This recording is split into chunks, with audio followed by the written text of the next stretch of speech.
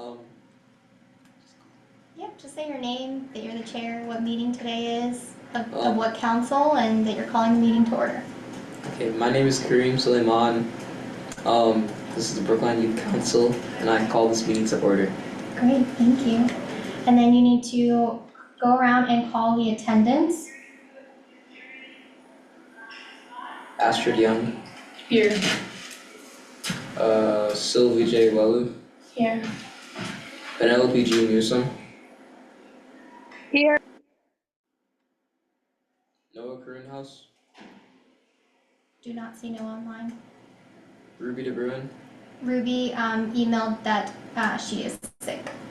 Francesca Tarantino Montemuro, Don't see Francesca. Liam J. Nyloff, Here. Kai Dubin, Here. and me. And Vivi. Oh, Vivi. Virginia Simpson Gunner.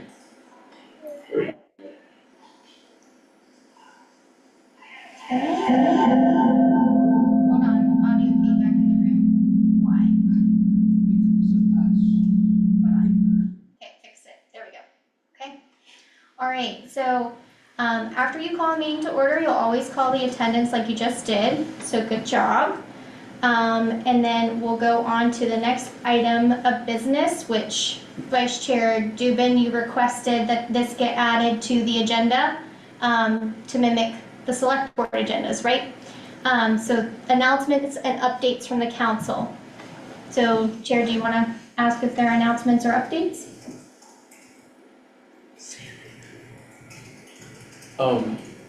You got it with confidence.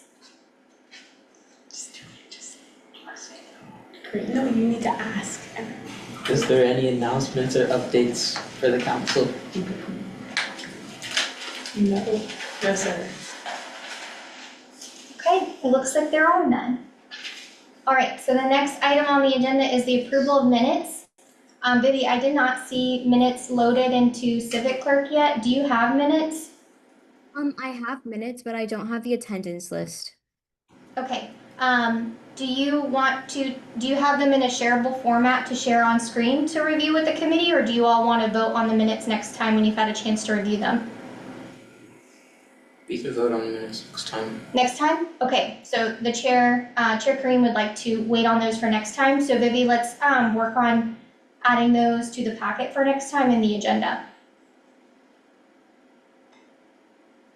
Okay. All right. Chair, what's next on the agenda? Introduction to town meeting and the presentation by Mr. Lebovitz. Okay. And he is online. Yes. Hi, good evening, everyone. Can you all see and or hear me? Yes. Yes. All right, excellent. Well, first off, thank you all so much for the invitation. I'm very excited to be invited to present, and I'm very excited about the prospects of the Youth Council and all the great work I know you'll all go on to do.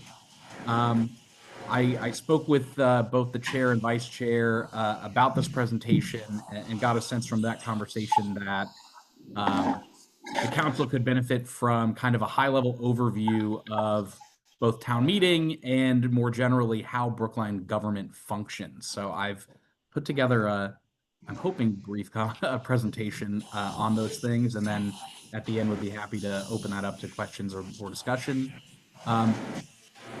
Whoever is the host of the Zoom, could you enable screen sharing? I just want to pull up some slides. There you go. Thank you so much, Tiffany. All right. All right, so as I mentioned, this is kind of the Town of Brookline 101. And for those of you who I haven't met, my name is Alec Lebovitz. I am an elected town meeting member representing Precinct 8, which is the Coolidge Corner area here in Brookline. I'm also a member of the advisory committee, which I'll get into in more detail in a minute. So at a very high level, Brookline uses a town form of government. In Massachusetts, municipalities are either town forms of government or city forms of government. We are a town. Within both of those categories, there are different options for what the structure actually looks like. In the case of Brookline, we use a town meeting model, and specifically a representative town meeting, which means that is our legislature. Instead of, say, a city council or a town council, we have town meeting. And the representative town meeting is distinct from an open town meeting, which some smaller communities, mainly in Massachusetts, still use. And the difference is we elect members to town meeting to represent their neighbors, whereas in those smaller communities, open town meetings are actually open to participation by any member of the public. We also have an executive branch, just like the country has a legislative branch and an executive. Town meeting is our legislature, and our executive branch for the town is the select board, and our executive branch for the public schools of Brookline is the school committee. So together, these bodies, town meeting, the select board, the school committee, comprise, as I mentioned, both the legislative and executive branches of our local government. And they work together in a similar fashion to how we see the legislative and executive branches work on the federal level to set policy and direction and to create new laws for the town. And I think it's also important to note that in addition to those main bodies, we also have many separate boards and commissions, and sometimes special committees. The Youth Council being a great example of one of these standing boards. And both town meeting and the select board play a role in establishing those other bodies. So starting with town meeting, as I mentioned, we're a representative town meeting, so we're comprised of elected members. Town meeting itself is 255 elected town meeting members, or TMMs, representing all the neighborhoods of Brookline. And you may be somewhat familiar with the precinct system now, because I know many of you are representatives of some precincts. But each precinct in Brookline, each May at our town election, will actually go and elect a number of town meeting members to a total of 15 for each precinct. So it's quite a lot bigger than a town council or a city council. And really, we have essentially kind of a miniature Congress acting as our legislature on the local level. And just like the legislative branch at the state and federal level, our main responsibility in town meeting is passing the annual town budget. But in addition to that, we are also charged with creating and amending local bylaws, both general bylaws, which govern a wide range of topics from public health to public safety, to how we administer town services, and also zoning bylaws, which is the code that determines what is allowed to be built in Brookline on different lots. Maybe where can housing be built, where are business districts, things like that. Town meeting is also charged with seeking home rule exemptions for the town.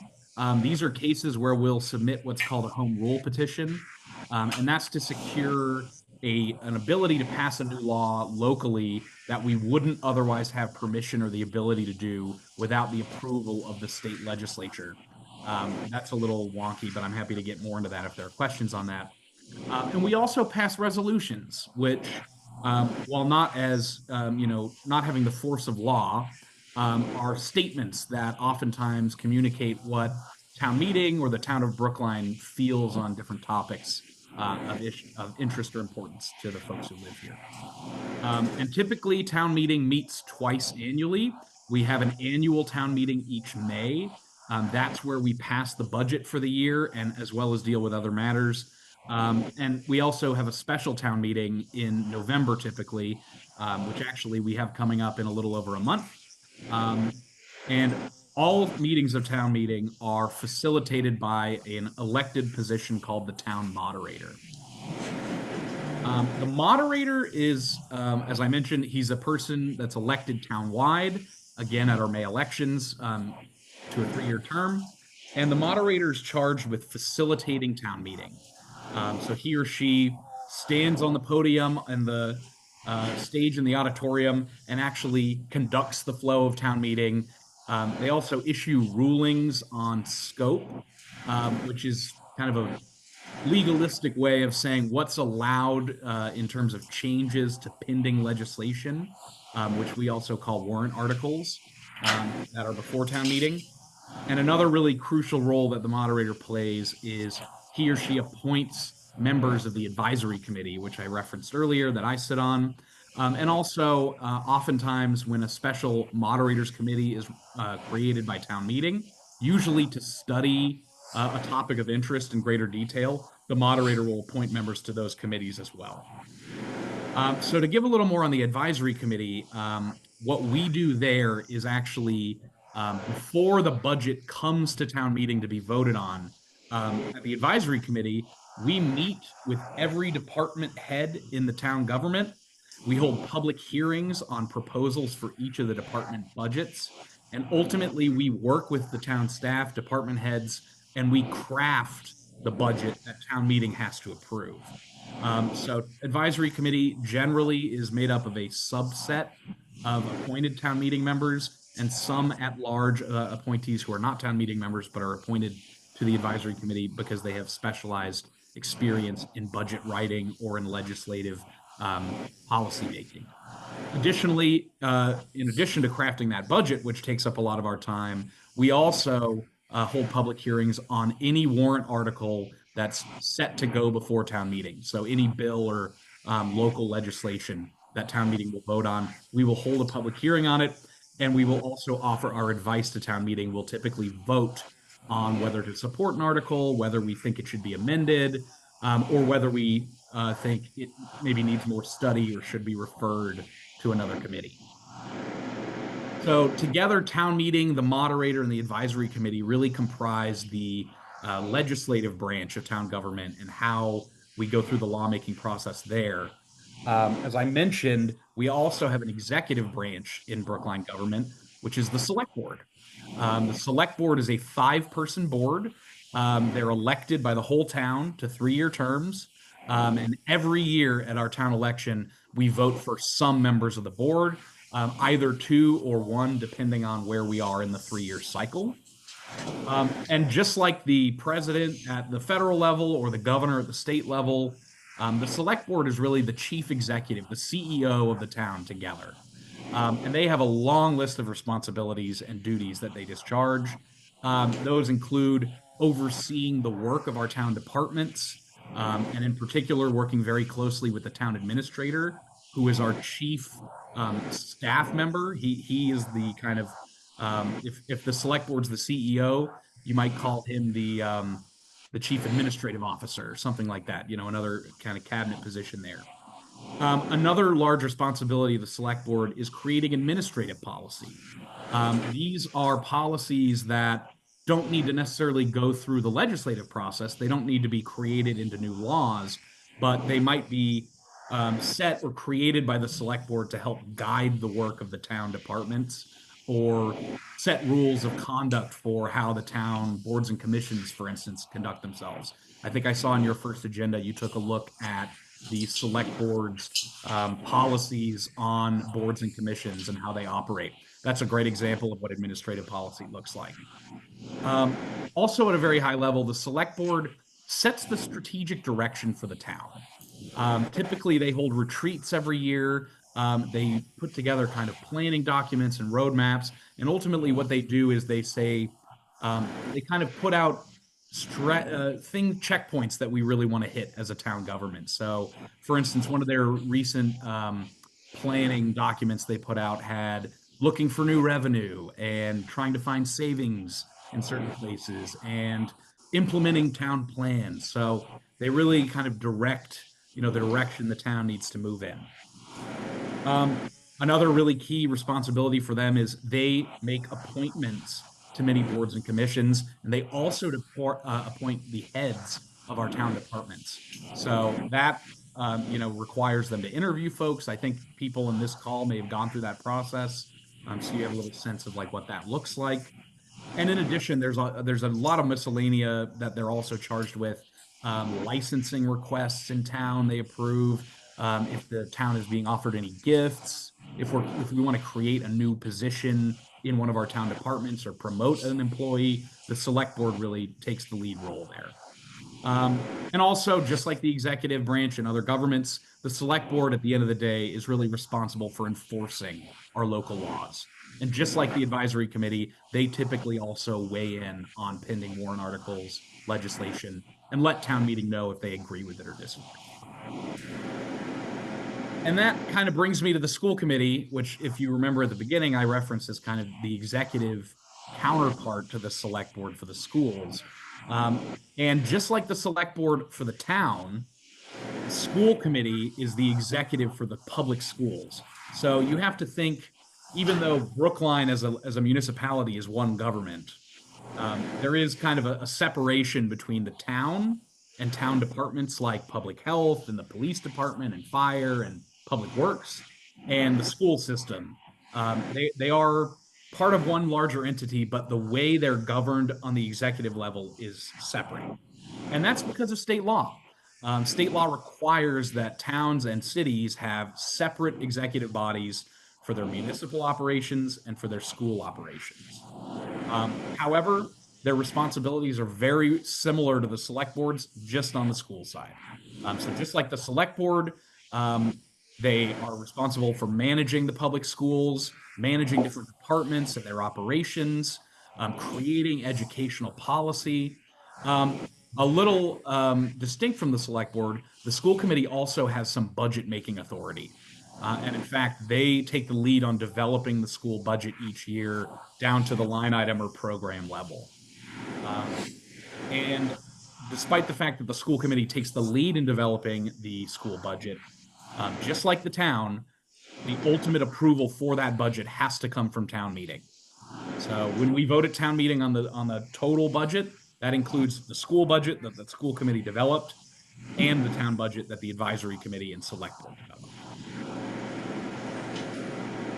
And that brings me to boards and commissions. As I mentioned, there are numerous standing boards and commissions, and they actually have a lot of responsibility, and they take on a lot of responsibility in our local system. We have boards and commissions that develop policy, they oversee town programs, they lead in-depth studies on issues of importance to the town, and just more generally, they participate in the legislative process. They also typically will weigh in on warrant articles and advise town meeting on the issues in which they have specialties. And I just listed some examples here, everything from the planning board and the zoning board of appeals, which kind of deals with what gets built in Brookline and approving plans and architectural design, to the advisory council on public health, which really works closely with our public health department to set public health policy for the town, to the Brookline Youth Council, another great example of a standing board or commission. And boards and commissions have a lot or a number of activities that they'll undertake to fulfill their mandates. And all of their mandates are different, as I mentioned. They have different areas of focus and specialties, but generally speaking, there's some activities that they do share in common in fulfilling those mandates. So those can include, doing what I see on your agenda for tonight, kind of going through the warrant, identifying articles that are interesting to them or cross over with their kind of policy areas of interest, holding hearings on those articles, voting on them to take a position, again, to advise town meeting before they take this up later in the year. Some boards and commissions will draft and sponsor their own warrant articles to move the town forward in the direction they feel they need to go on their policy agenda. As I mentioned as well, a lot of boards and commissions undertake close study of issues that fall within their portfolio. We've seen boards collect and analyze primary data, issue reports to the town or town meeting or the select board. And that can often be in service of informing town policymakers and decision makers so that they can make a better decision on the issues before the boards. Boards will frequently work closely with town staff or town departments on projects that intersect between those departments and commissions. They'll advise the select board on making administrative policy and setting up town programs. And in some cases, they'll create programming of their own or create resources that they can share with the public or with their constituent groups. A good example of that being the Community on Diversity, Equity, Inclusion, and Community Relations, for instance, has created an immigration rights handbook that they share with immigrant communities in Brookline to help advise them of their rights, which fits with their mission of creating an inclusive community and also provides a valuable resource for one of their constituent groups. And another thing that is important that a number of boards and commissions do is they will identify other boards that intersect with their work or their issue area, and they'll work with those boards in a collaborative way. And in a lot of instances, what that will look like is a board actually putting a representative on the other board of interest, which I think I did see on your agenda tonight is also in discussion for the CDICR, which I think is great. So to kind of summarize and synthesize all this, I wanted to share a couple thoughts that I had on what the youth council could consider as you guys are getting started and thinking about how you want to interact with the town government and the town policymaking process. So one thing that, again, you've got a head start on already, which is great, but I think might be worthwhile is thinking about what other boards and commissions the youth council should be working with or wants to work with. And I'd say even beyond just the boards and commissions, you could also look at town processes or town projects that are ongoing. So one example that I wanted to give here is the town undertook a big public health study a couple of years ago, and we came up with strategies that we wanted to put into practice to improve public health in Brookline. Some of those are youth focused. Youth mental health was a big focus in that study. So we have a steering committee right now for implementing the Community Health Improvement Plan, or CHIP, that at our last meeting, we actually talked about how great it would be to have a youth representative on. So that's a place where, like, I think a member of the youth council could be a really valuable voice. Another committee that I think will be very key to have a good working relationship with for you guys is the school committee. And I know there is already a student representative who works with the school committee, so maybe it's not as formal a relationship as appointing a member there, but I think that's going to be a place where you're going to have a lot of intersection of interest and issues, and they'll be a really key partner for, I think, a lot of the work the youth council may want to do. I'd also advise, where I've seen boards be really successful, is when they take a proactive approach to developing their own agenda and setting their priorities. So what many boards or commissions will do that I've seen is have a session dedicated to kind of talking through what those priorities are. Like even from an individual member basis, and I think I saw some kind of issue focused presentations tonight. Like that, I think, speaks to some of the priorities that are out there and maybe what some of the issue areas that the council may want to focus their work on. I just find it a lot easier, generally speaking, to work backwards from those priorities to how you take action to implement them, if that makes sense. It's easier to say, rather than saying like, oh, we want to write a warrant article, start with the issue, start with the priority. What's the problem? What do we want to do? And it's easier then to say, well, what's the right solution, and work backwards. And finally, one thing I'd also add here in closing is just remember that the Youth Council is unique in a way that some of our other boards are, like the Commission for Women or the Commission on Disability, in that part of your charge, and really an inherent part of that charge, is representing a group of people in town, representing the voice of young people, and creating opportunities for bringing young people into the public process, into local government.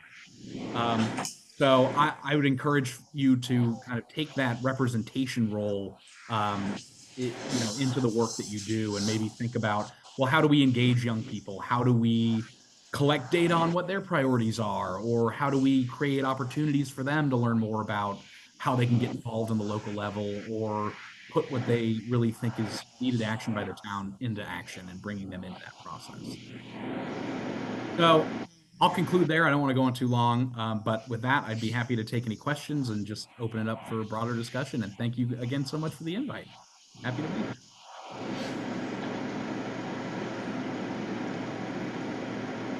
So Alec, so for the CHIP committee, or would it be like a student liaison like Mr. McKenzie talked about, or what would it be, like representative? Yeah, so it would probably be somebody appointed to be on that steering committee. That's a little different than like the CDICR, where I see you're like thinking about putting a representative on that board. And that's because the CDICR is permanent. It's a standing committee. This chip process is time limited. So, we meet once every couple months to kind of oversee implementation of the plan. And we will be meeting for the next couple years. So that's something that if a member is interested and that fits with the priorities of the council, I'd be happy to talk with the public health department and we can facilitate, putting someone on that board.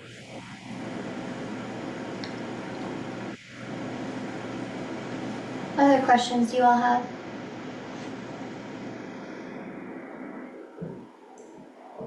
Alec, I think it would be interesting if you could talk about your road to becoming a town meeting member, since we have you. Yeah, absolutely. I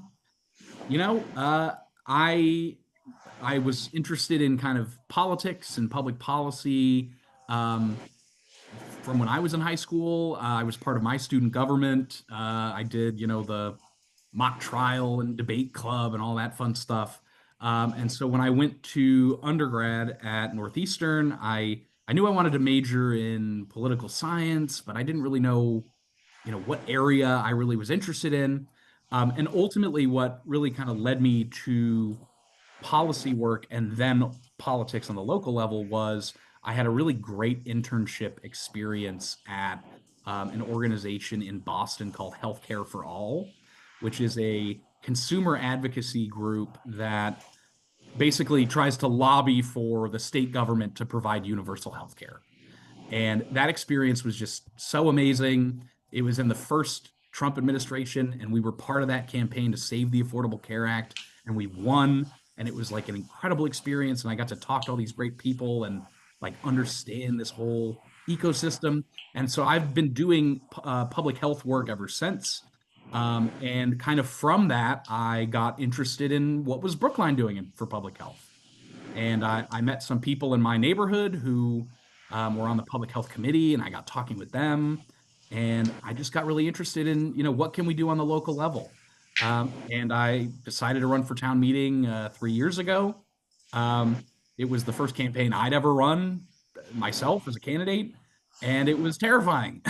Like going out and knocking on doors and talking to these like strangers in my neighborhood, completely terrifying. But ultimately, like as I did it more and more, it got easier. And then you start talking to people and listening to them and really kind of digging into why people care about these problems and what they see as problems that you never thought of. And you just kind of really appreciate how diverse and interesting this town is and how much is going on.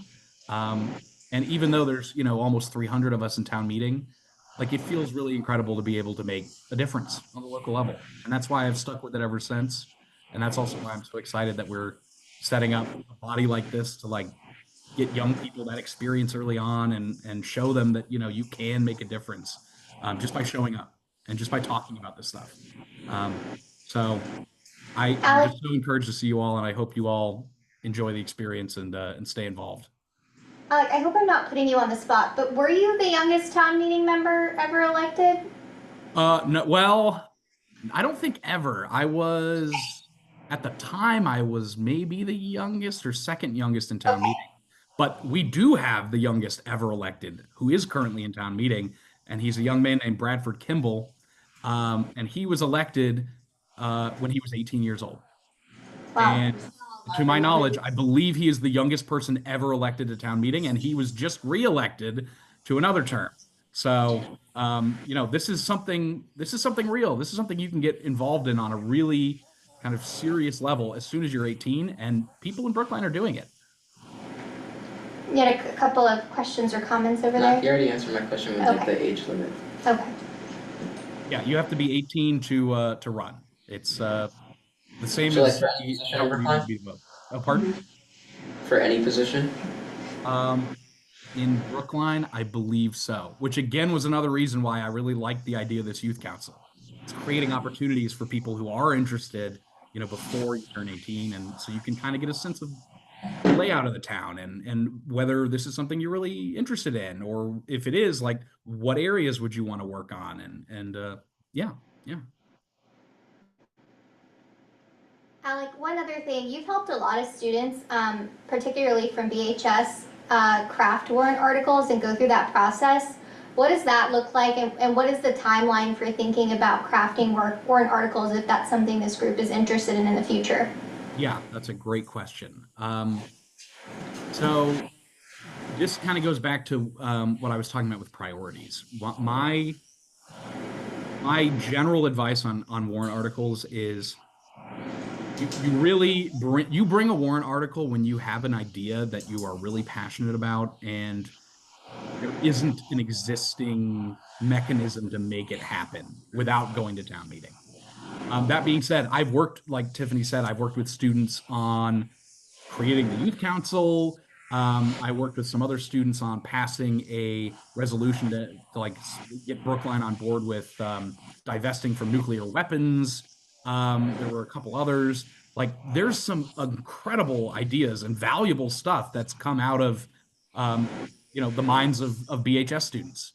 And that what that process looks like, generally speaking, as I mentioned, the town meeting meets in May and November typically.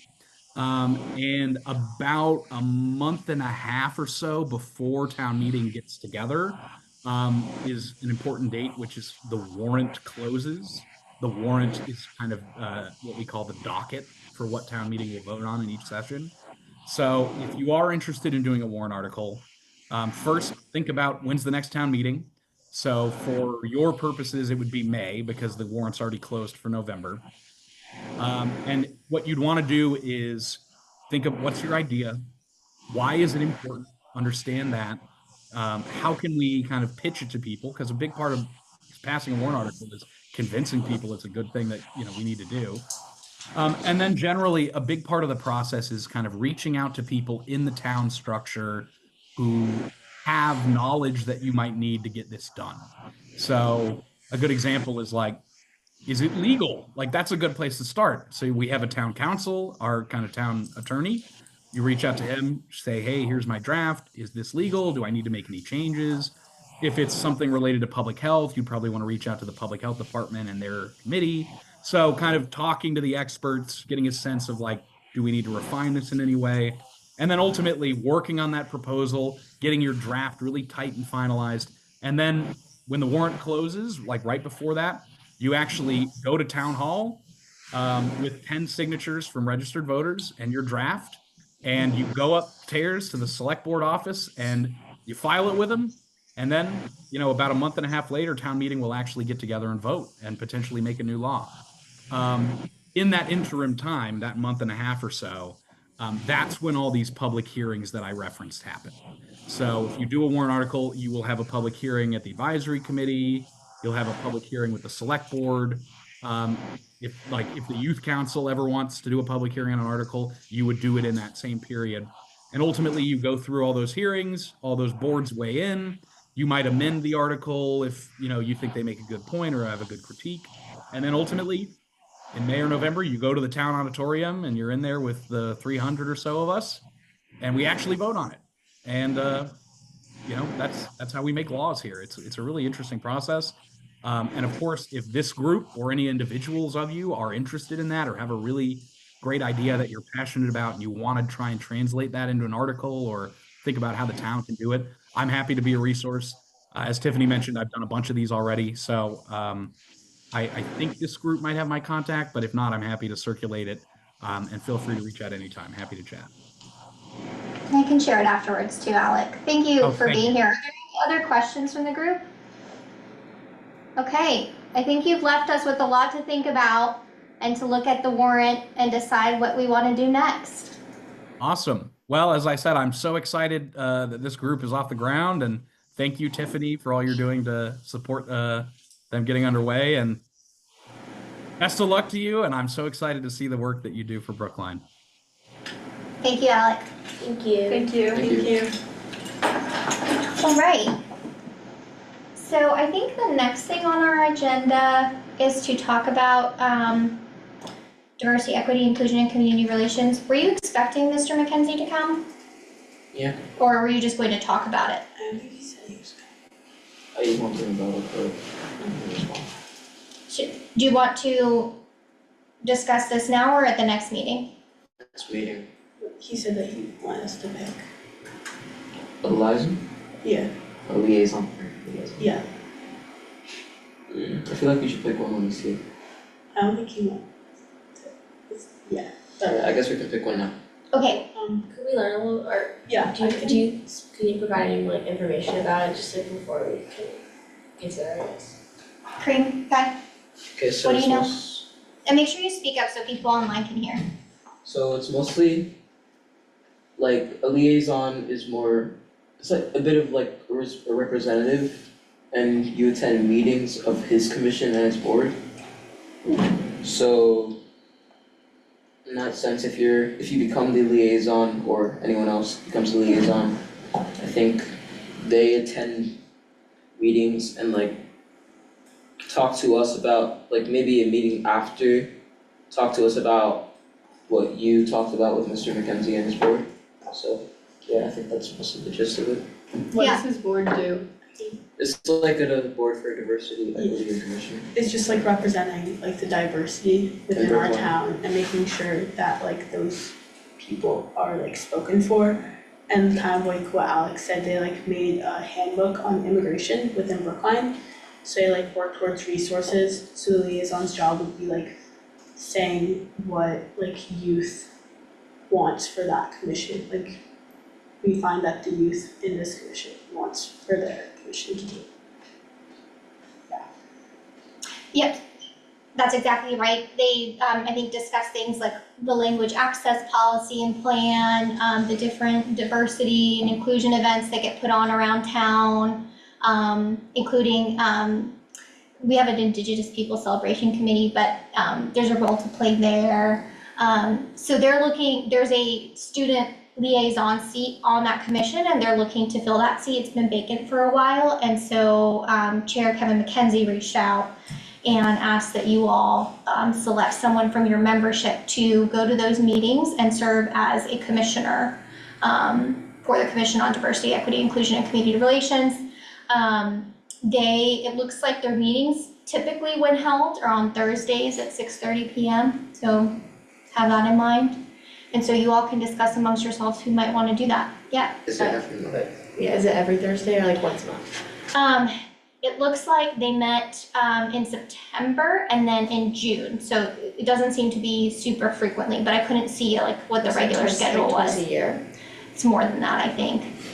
Probably at least 4 times a year, but it doesn't look like they're meeting monthly. But I also think that depends on if they have the ability to meet quorum. So I think some of the infrequency of them, infrequent nature of the meeting has been that they haven't had a quorum. So you all would also be helping to contribute to quorum, so they might be able to meet. Is it because they don't have enough members, or like some members? Some members aren't attending. Oh, like their terms are going to end, or? No, like there's people appointed, but some people haven't shown up to meetings. So if someone doesn't show up to a meeting, you can't hold the meeting. So that's part of the issue. Is there anyone interested?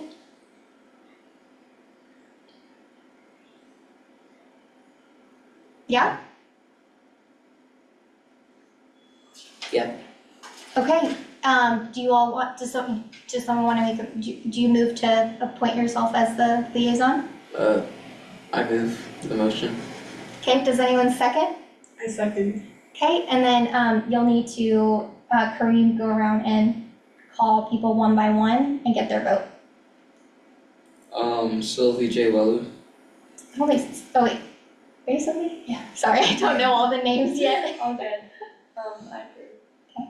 Penelope G. Newsom, Yeah.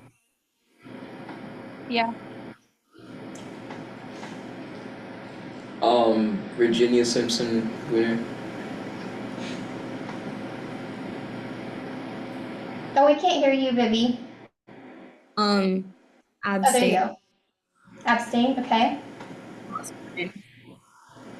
Noah's not here, Francesca's not here, Kareem, I move the motion. Yeah. Liam J. Nyloff, I move. oh, you're here, sorry. Todd Uden, I approve. Astrid Young. I approve. Okay, great. Okay, so Kareem, you'll be the new liaison to that commission, so you'll reach out to Kevin and let Kevin know that you'll be serving as the liaison. Does that sound good? You have Kevin's contact information, right? I was on the Okay, great. All right. So the next thing on the agenda is to actually talk about town meeting. Kai, I think you came up with this idea to talk about town meeting and see if there's anything that you all want to weigh in on. So I'm going to pull up the special town meeting warrant and we can review that together. And basically, it's to review it with the lens of,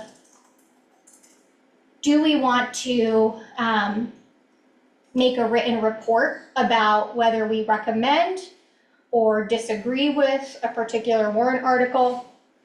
One thing I'll note is that if you all want to make a report on a warrant article, you will have to hold a public hearing, which means that we will have to meet again before the November meeting because you're required to hold a public hearing. Essentially, a public hearing would mean that we would have another meeting in October. We would have the petitioner of that particular warrant article come in and they would give a presentation to you about what that warrant article is about. You would open the public hearing to the public. They would have an opportunity to comment to you on whatever they want to share. And then you would close the public hearing and then take a vote. And then someone would need to write a report that would then get transmitted to the deputy town administrator, who would include that in the combined reports for town meeting. So I just want you to have a sense of the work that will be involved. So you want to be mindful about which warrant articles you want to chime in on. So we don't want to just say, let's do them all, because it would be a lot of work. So really be mindful about where you all want your voice to be heard.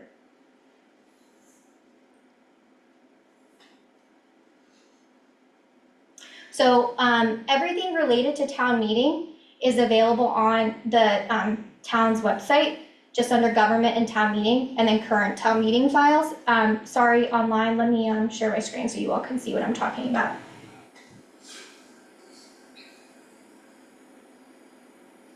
Okay, so a couple of these are reoccurring items on the warrant. So approval of unpaid bills. There's really nothing happening here. This is just kind of like a routine thing that we put onto town meeting.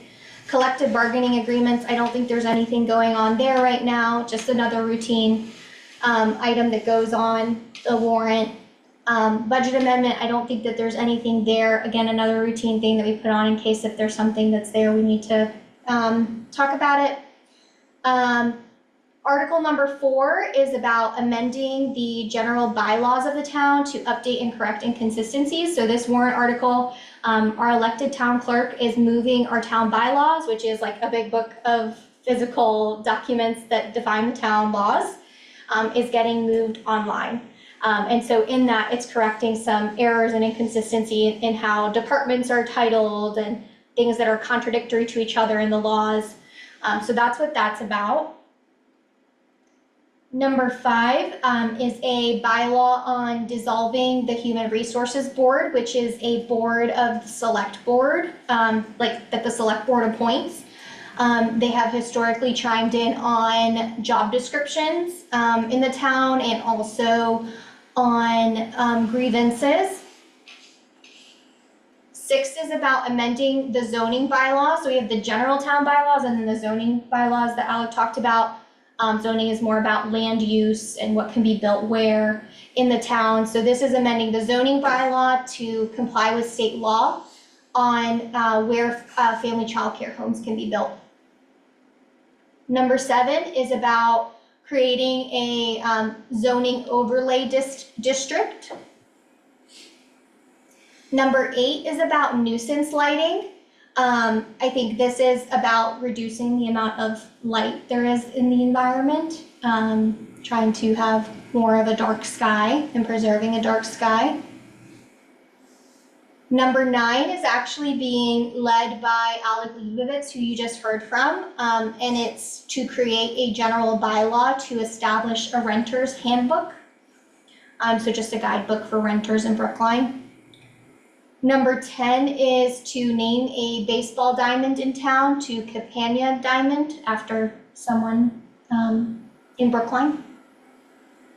And I'm just giving you the general overview. If you want to know more details, you'll have to read the actual proposed warrant article, we can dig into them. 11 is to amend the town bylaws to allow advisory committee members, so the finance committee members that Alex just spoke about, to serve on boards and commissions related to construction of buildings or properties. And then the next one is very similar, and it just clarifies the same bylaw that 11 talks about, but clarifies what expenditure control language means in that. So that's that one. 13 is a resolution. Resolutions are non-binding, but they still call for a particular action.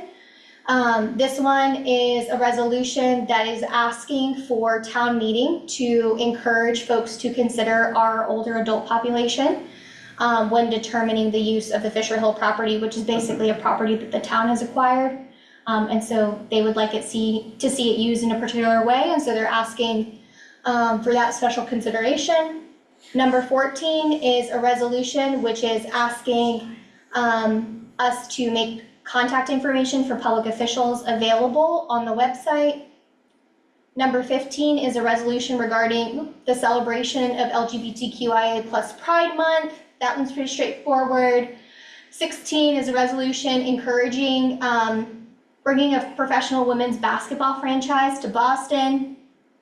Again, this wouldn't really change anything about the town's laws, but it's just us saying we would like to see this happen. 17 is about tree preservation practices in town. This last town meeting, we did do a pretty big update to town tree preservation bylaws. And so I think this is building off of that a little bit. 18 is about a resolution regarding recording public meetings. And so this individual would like to see all public meetings recorded and posted to the website so people can watch them later. 19 is a resolution regarding the use of the 25th Amendment to remove Donald Trump from office. Again, this one is not necessarily anything that we can do, but we can encourage to happen. So that is the warrant for this town meeting cycle. Yes. You would complain to the state about that, right? 19. I complained to the state? No. Or the town? The town. I don't know that, I don't know. Did you see something in the news? Like, about his impeachment? Like, him being impeached? Yeah, you know something? I don't. I don't know. I've like done a brief overview of all the warrants. I think 19 is like saying how they don't want him to be in office and them stating that. Oh, so just them stating that? Like the town of Brookline or the state of Massachusetts? Town of Brookline. There's not. Okay, so the town of Brookline brings that up to the state, and then the state brings it up to the federal level, and... We can look at it. To the state, it's like, I think it's something like stating their. Because the 25th Amendment is about impeachment, right? I think it's one of those things that it's about making, it's about the concept of making your, like, the petitioner wants to make the town's perspective known. I do know that the petitioner has amended this a little bit, so it looks a little bit different than what's, I think, currently on the website. But there's a bunch of whereas clauses that kind of describe what this is about, but the action that this petitioner is actually looking for is be it resolved that the Brookline Town Meeting express its belief that the appropriate authority should invoke the mechanism provided by the 25th Amendment to remove Donald Trump from the office of the presidency at the earliest opportunity because of his manifest inability to discharge the powers and duties of his office in a responsible manner. And the next action is, be it further resolved that the town clerk forward the copy of this resolution to our congressional delegation at the state and to the town's legislative, so our federal and our state representatives, as well as the Speaker of the Massachusetts House of Representatives, the Presidents of the Massachusetts Senate, and the Office of the Governor for use as they may see fit to make of it. So, when did they write this? Or, When did they write this article? no, like the Article 19, yeah. So that was just during this recent period of accepting warrant articles. So Was it I during think the it closed in shutdown? September. it was before that. Okay. So are there any things that you think would be of particular interest for you all to weigh in on? Yeah. I think that Mr. McKenzie's thing could have relevance to us as it, like in the warrant, it says that it could involve like activities at schools. So in that sense, I think it could relate to us. Others thoughts? Do we wanna read through it?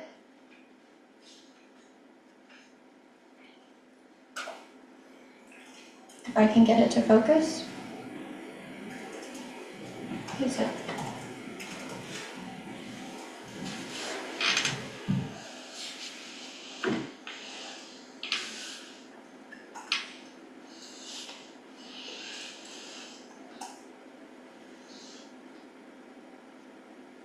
Okay, yep, so, Kai, you pointed out one of the, resolve clauses, right, what I tend to call the action clauses. This one says, the town meeting recognizes and celebrates the month of June 2026 and every month of June thereafter as LGBTQIA plus Pride Month in the town of Brookline, and encourages all government agencies, public and private institutions, businesses, and schools to take measures to support and affirm the rights, freedoms, dignity, equal treatment, health, and safety of lesbian, gay, bisexual, transgender, queer or questioning, intersex, and asexual individuals.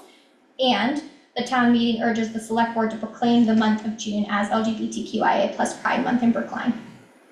And there's a third one. Oh, there's more. And the town meeting urges the select board to establish an annual celebration of LGBTQIA plus Pride Month during the month of June, to be organized by the Office of Diversity, Equity, Inclusion, and Community Relations in conjunction with the Commission for Diversity, Equity, Inclusion, and Community Relations. 4, that the town meeting urges the select board to ensure that there is adequate funding for the celebration. 5, that the town celebrate that month with a variety of activities such as attending the annual celebration and learning more about the history, contributions, and experiences of this community. 6, that the public schools of Brookline also observe Pride Month by organizing activities in relation to it. The town meeting recognizes and commemorates all of these occasions and dates. So it looks like Transgender Day of Visibility, International Day Against Homophobia, Biphobia, and Transphobia, National Coming Out Day, the Stonewall riots. And what type of category holidays would there be? Like category 2 or What do you mean? like whether schools closed because of it or like? Oh, no, I don't think so. I mean, if you all wanted to suggest that in your report, you could, but I don't know politically that it would. They're already complaining about how many holidays we have, and they wanna have it be less. We've already had 2 days off. Wait, can we fight about like, cause do they want us to have less holidays? Well, that's a whole thing with Can we look school. at resolution 13? Oh yeah, I agree. Oh, wait, isn't Fisher Hill where Pierce is at right now? There's a senior living home there. I work there over the summer, Oh. so. Yeah, I live on Fisher Hill, there's like a lot of like, there's a lot of like very like various old people kind of venturing around. But Yeah, cause they're all from the senior living home that's Yeah, right at the top of it's- Fisher Hill. yeah, but it's like a giant senior home, but anyway. But it's like not great because there's like lots of sports practices there like proactively through the year. There's like I was walking my dog and there's trash everywhere. It's just not very like it's like a very beautiful park. There's just not like a lot. It's just not like it's taken care of well. It's just there's trash. There's like kids everywhere. It's just not very like it's like A good the environment. beauty is kind of hidden by some like negative factors. And I feel like this is like important, and I think it's like a really nice space, and I think it could be used better or Okay. treated better. Okay, so let's read the actions here. So the actions that the petitioners propose are that the Brookline Town Meeting affirms its intent as decisions are made regarding the potential uses of that property, and consider the needs of the Council on Aging, the Senior Center, and the Brookline's older adult population when planning for what that property will be used for in the future. And then the second action is requesting the Select Board, the Planning Department of the town, and any committees or working groups charged with evaluating the Fisher Hill property explicitly include the needs of Brookline's older adult population in their deliberations, analysis, and recommendations. Yeah, And what's the Newberry property? That's the senior that's living the- home. Oh, okay. It's called the Newbury of Brookline. Cause I was like Yeah, Newberry it's Street. ginormous. I think it used to be Oh, like, okay, so it's like a senior living Yeah. home. It's pretty big. those were Newbury, yeah. I don't know if the Newbury of Brookline is the same. I think it's like a, Yeah, it's the same one, the Newbury Brookline. Newbury Brookline is a 159 unit senior living facility with 81 independent, 38 assisted, and 40 memory care units, open in December Yeah. 2024. I think it would be, But is that the former Newbury College? Yes, it is. Yeah. but So is that the same thing or a different thing? So Newbury College closed Mhm. and then they bought it and it's So- opened at the same location. Okay, So the Fisher Hill Reservoir Park is like just next to, It's literally right across the It's like, street. yeah, It's you- like 50 feet away. okay. it's like basically on So like if you're going to Fisher Hill, you'll probably see all the people sitting outside the senior living home. It's like nice out. You see all of them and they like take walks there and stuff. okay, so you all have expressed interest in 13 and 15? Yeah.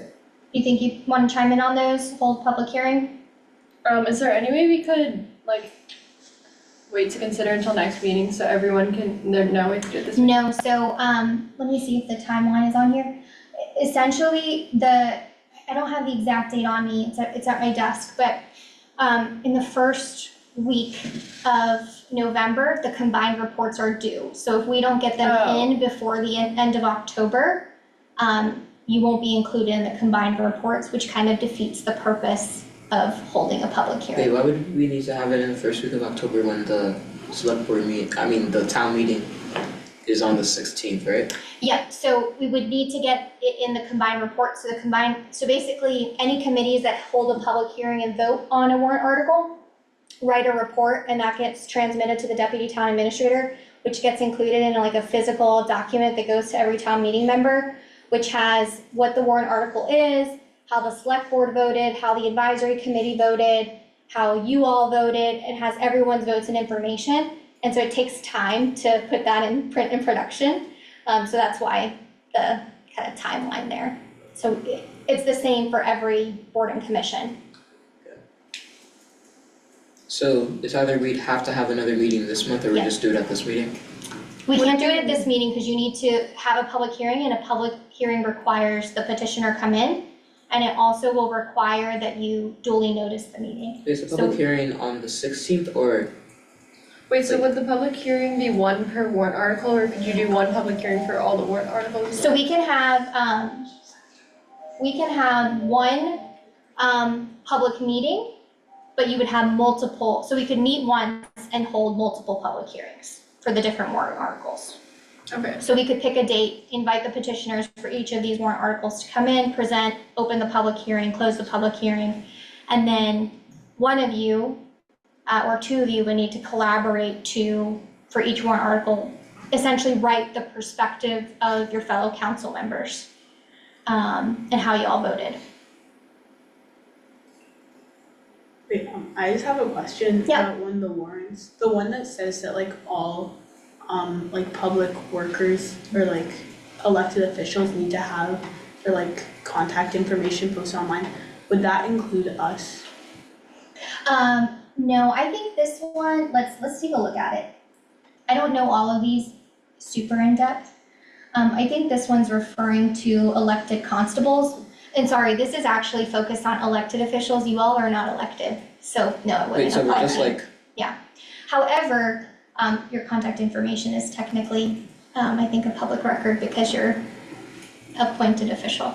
Well, Wait, on her so- thing, she said that it needs to be like permanently on the website and like. Yeah, I on think and it's off. talking about elected officials though. So I think, yeah, that's in good shape. wait, would we like, so we're just municipal government employees, right? We work for the government, but we don't get paid and all that, Yeah, you're considered, special employees of the town, but you so don't we're get just paid. public, You're volunteers. okay. Mm-hmm. Wait, so are town meeting members volunteers or do they get paid? I don't think they get paid. They don't. Yeah. So they decide budgets. Do you know a town meeting member? Hi? My dad's one, and I've been Okay. attending town meetings since I Gotcha. was like in sixth grade. Okay, I was gonna say, I think I could tell you knew a thing or two. Okay. No, I choose to. So you just worked attend the here. meetings with your dad? Well, I make my dad go, and then I make him run, so. Okay, so we do wanna do we wanna schedule another meeting, or do we wanna wait till spring and see what the warrant looks like? Up to you all guys wanna completely. schedule another meeting or, yeah. I think we should schedule another meeting. Okay. but we should do it like earlier instead of just ending at 8 or like 9. Cause I can send out a poll, or we can work together to send out a poll and see what the availability is. Yeah. Are we allowed to do weekends? Or like, weekends probably busy with people, but I feel like weekdays there's just so much like, I feel like Yeah, there's just, like there's more practices. hours in like weekends versus weekdays, I feel like they're. Weekend will be hard because we'll need a staff employee to come. And that will cut into my weekend too. That's true. But let me put a poll together and see what we can do, okay? All right.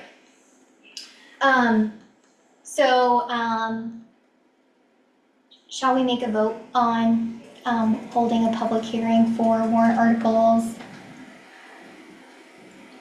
13 and 15? Who wants to make the motion? I make the first motion. Why don't you say the whole thing? I move I move to hold a public to hearing, hold a public hearing for warrant articles. warrant articles 13 and 15. Good.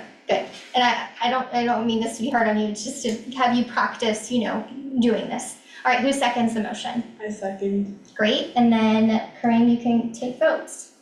Let me, Sylvie J. Wellen. yeah. Astrid Young. I approve. Virginia Simpson Gunner. Penelope G. Newsome. I'm in favor. Kai Dubin. I approve. Me, I approve. Liam J. Nyloff. I approve. Is that everyone? Ashley, did you vote? Okay. Wait, who's the fifth person? I'm not sure who the phone number is. It might just be a member of the public listening. Good job doing that from memory. Okay. So I think we have a couple of other things at the agenda. That said, it is 8:09. So how do we feel about, do we want to continue? Do we want to postpone the remaining items? Kai, Ashford, I think you each had a presentation on here. Postpone. I concur. Yeah. Okay. So, Chair, do you want to end the meeting?